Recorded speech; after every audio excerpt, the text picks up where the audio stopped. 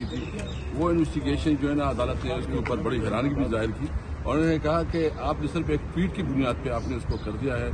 तो मुझे खुशी है आज कि अदालत ने जो है ना इंसाफ कर दिया है और कम अज़ कम जो पुलिस ने एक वेरीफाइड ये और तासुब की बुनियाद पर केस बनाया था, आज अदालत ने उसको जो है ना एक किस्म की मुझे जमानत दे दी है और उसकी जो मौक़िफ़ है उसको नन इनवाइट दी है। अच्छा साहब, आपने 2 ऐवान चलाए हैं, एक सूबे का और एक मरकज का, और जो 2 ऐवानों के साथ होता रहा और खासतौर पे जीबी असम्बली में जो कल हुआ है इस पे क्या कहेंगे साबित? देखिए, मैं समझता हूँ कि इस वक्त कॉन्स्टिट्यूशन कोई नहीं रहा। अगर स्पीकर अपनी असम्बली में नहीं जा सकता तो ये क्या मैसेज है? क्या इस मुल्क पे कोई कानून है? इस मुल्क पे कोई कॉन्स्टिट्यूशन है?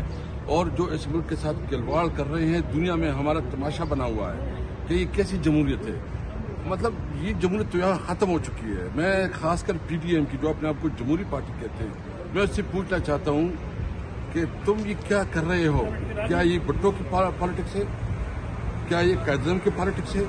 अगर इस किस्म की पॉलिटिक्स आपकी करनी है तो इससे तो बेहतर है मार्शल लॉ, बल्कि मार्शल लॉ है।